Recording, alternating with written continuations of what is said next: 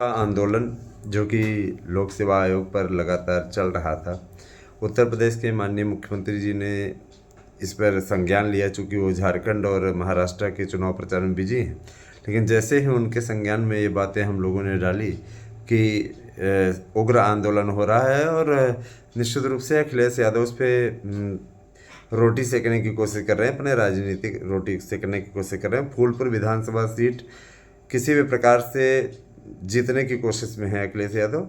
तो जाहिर सी बात हम ये बता देना चाहेंगे कि माननीय मुख्यमंत्री जी ने निश्चित रूप से इस पर संज्ञान लेते हुए और किए धरे पे अखिलेश यादव को पानी फेर दिया। यूपीएससी के जो पक्ष के सारे अभ्यर्थी थे उन्होंने मुख्यमंत्री जी का बहुत बहुत धन्यवाद किया।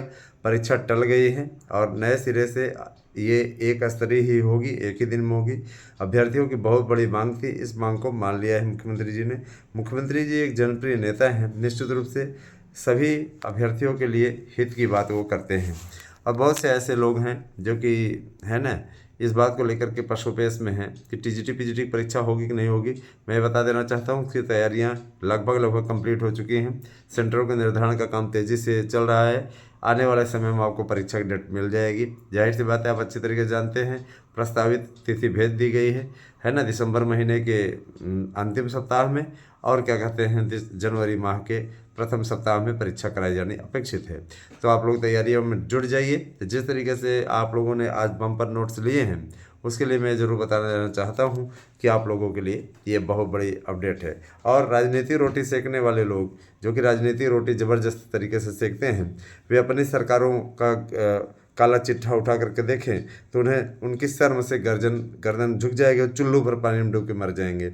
ऐसे लोग निश्चित रूप से सिर्फ राजनीति के लिए जन्मे हैं और सिर्फ गंदी और घटिया राजनीति करते हैं। राजनीति तो अच्छी चीज़ है, राजनीति लोग करते हैं, है ना, लेकिन ऐसे लोग घटिया राजनीति करते हैं और निश्चित रूप से सरकार को बदनाम करने के लिए स्वयं ही दंगे करवाते हैं, स्वयं ही इस प्रकार के काम करते हैं। अपने गिरेबान में झांक के नहीं देखते कि आप के समय में 72,825 के अभ्यर्थियों का पैसा भी खा गए और किसी को नौकरी भी नहीं दी। आज तक इस पर जवाब देने के लिए अखिलेश यादव की जबान से एक भी शब्द नहीं निकलता है।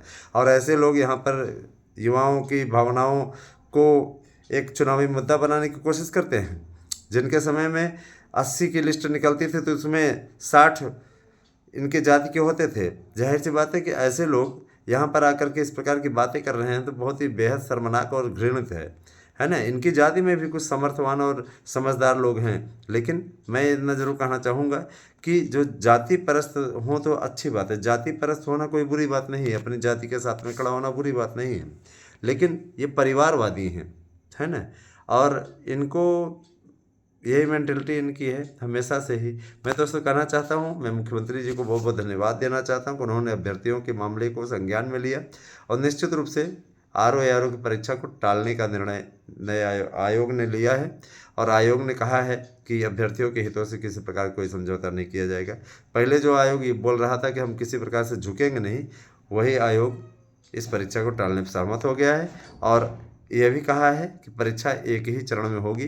अभ्यर्थियों की मांग मान ली गई है। अभ्यर्थी अब अपने अपने घरों को जाने के लिए तैयार हो गए हैं और एक कमेटी गठित करने का और समन्वय बैठाने का भी आदेश माननीय मुख्यमंत्री जी ने कहा है ना, कि उसके लिए आप एक समन्वय बनाइए, एक ऐसी स्थिति बनाइए जिससे कोई समस्या ना हो।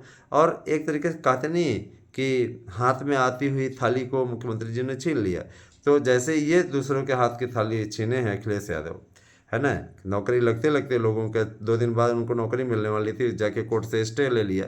और कोर्ट को भी ये मामला देखना चाहिए था, हाई कोर्ट की सिंगल बेंच कह रही विज्ञापन निकाली और डबल बेंच रोक लगा दे रही काउंसलिंग पे। तो नियमों का उल्लंघन और उसके बाद में फिर सर्वोच्च न्यायालय का अन्यायपूर्ण निर्णय, उसमें कहने वाली बात नहीं है। सर्वोच्च न्यायालय का न्यायपूर्ण निर्णय उस समय कहा जा सकता था इसको जब ये कहा जाता है कि इस पर काउंसलिंग करा करके ले आइए, क्योंकि अभ्यर्थियों के साथ में अन्याय हम नहीं होने देंगे। अभ्यर्थी हमारे लिए दोनों हैं, है ना। आप 66,665 को बचवा रहे हैं, आपकी लापरवाही के चलते, आप लोगों के प्रशासनिक लापरवाही के चलते इस प्रकार का कार्य हो रहा है। तो पूर्ववर्ती सरकार हो चाहे वर्तमान सरकार हो, इस पर काउंसलिंग करा के ले आए, उस समय वो न्याय होता है ना। इस प्रकार का निर्णय ये अन्याय से भी गया गुजरा है। इस पर हमें इस चीज़ का कोई भी फर्क नहीं पड़ता, अवमानना ये वो ऐसे वैसे, जहाँ अभ्यर्थियों के साथ अन्याय हुआ है उस पर मैं ज़रूर बोलूँगा। और जाहिर सी बात है, माननीय चंद्रचूड़ सिंह जी ने जो कि चीफ जस्टिस थे, उन्होंने बहुत ही सही निर्णय इस पर दिया था कि अगर कोई गलत चीज़ हुआ है तो उसकी आलोचना आप कर सकते हैं। और मैं ये चीज़ बता देना चाहता हूँ कि टीजीटी पीजीटी प्रवक्ता एलटी सभी भर्तियों के लिए तैयारी चल रही है। कतिपय ऐसे भी हमारे मित्र आ जाते हैं जिन्हें, है ना, नोट्स चाहिए होता है और वो टालम टल्लू वाला काम करते हैं। तो टालम टाली वाला काम ना करें, आप लोग निश्चित रूप से नोट्स लीजिए बहुत ही बेहतरीन तरीके से। और मैं ये देख रहा हूँ बेहतरीन तरीके से लोग नोट्स बुक कर रहे हैं, है ना। एक अभ्यर्थी बहुत दिनों से पूछा हुआ था, अब आज पेमेंट उनकी ओर से भी आई है। निश्चित रूप से सबका नोट्स सबको प्रोवाइड करा दिया जाएगा, किसी प्रकार घबराने की ज़रूरत नहीं है। बने रहे हमारे साथ में दोस्तों। कैसी लगी हमारी वीडियो हमें अवश्य बताइएगा, है ना। अच्छा लगा कि माननीय मुख्यमंत्री जी ने इस बात को संज्ञान में लिया और मुख्यमंत्री जी ने इस पर तुरंत परीक्षा टाल करके, है ना, कहा कि इस परीक्षा को टाला जाए और टाल करके अभ्यर्थियों के साथ समन्वय बैठा करके उनके बातों को सुना जाए। फिलहाल एक चरण में परीक्षा कराई जाए जो कि विज्ञापन में उल्लिखित था। आगे आने वाली 2024 की जो भर्ती होगी आरओ की, उसमें जो विज्ञापन निकाला जाए उसमें समन्वय बैठा करके अगर अभ्यर्थी इस पर सहमत होते हैं उन्हें पूरा फार्मूला समझाया जाए। उसके बाद में अगर उनकी सहमति होती है छात्र संगठनों की तो उसके बाद ही इसको लागू किया जाए। जाहिर सी बात है कि आप हर परीक्षा सिपाही भर्ती के आधार पर नहीं करा सकते। जहां अभ्यर्थियों का अहित होगा वहां हम भी बोलेंगे और जाहिर सी बात है कि हम इस बात में हमेशा अभ्यर्थियों के साथ खड़े हैं।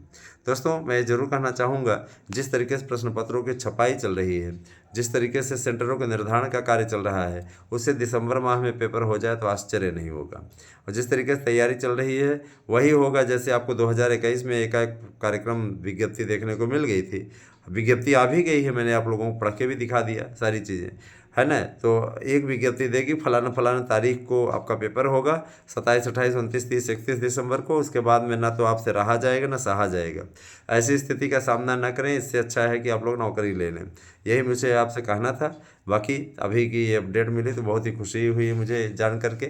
बने रहे हमारे साथ में। और मैं इतना ज़रूर कहना चाहूँगा, राजनीति करने वालों को करारा जवाब देगी जनता।